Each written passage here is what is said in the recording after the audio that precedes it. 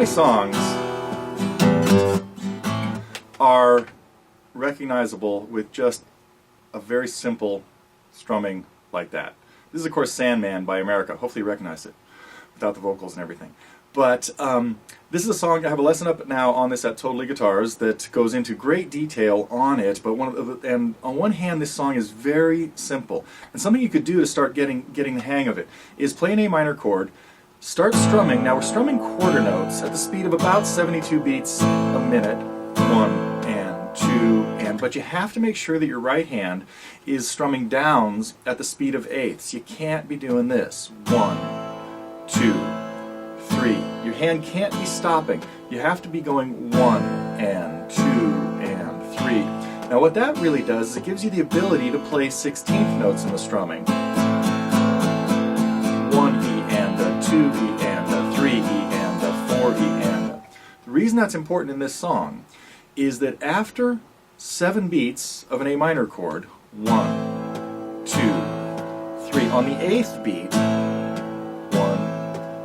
we need a very quick up just across open strings. And if my hand is not keeping up that steady speed of downs at the speed of eighths or strokes at the speed of sixteenths, I'm not going to be able to get that up quick enough.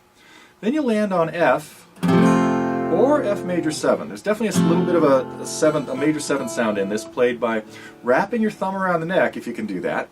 And if you can't, don't worry about it, because you can still play this chord. Standard F chord is, of course, played as a full bar at the first, shape, but then your other finger's shaped like E.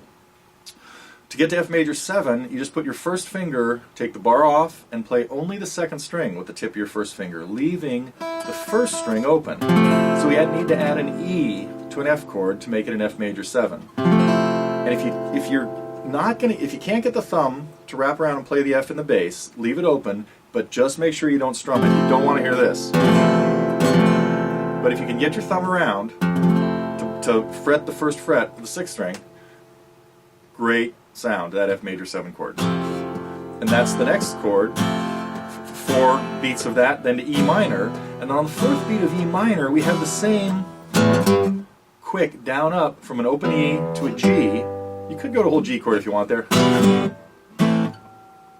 Kind of. Whether it makes a difference or not is not really a big deal, but because the rest of that noise is more percussive than harmonic. But what we need is to hear that in the bass, the E to G. So that's the opening to Sandman. Now I have the lesson I have at Totally Guitars goes into great detail about all of that stuff, the strumming in the chorus, and even the solo.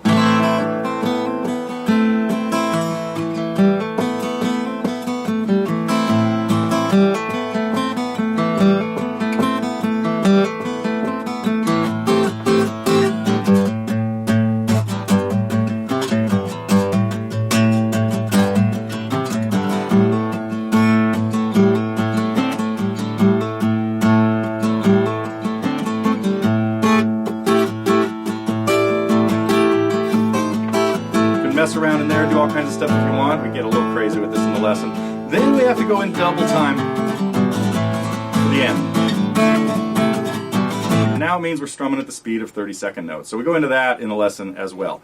So if you'd like to check it out, it's again up now as part of the Target program at Totally Guitars. It's fairly difficult because of that part. The first part is much easier and more approachable by more beginning and intermediate guitar players. But if you'd like to check it out, come visit us at Totally Guitars. And we also have all kinds of free lessons. So this is part of the Target program, but on the free lesson side, there's even some America songs, Horse with No Name, in case you haven't seen that at the site. So those are all, of course, here at YouTube at our TG Free Lessons channel as well. So if you'd like to work on Sandman with the kind of doing everything that happens on the original recording, it's up now at Totally Guitars.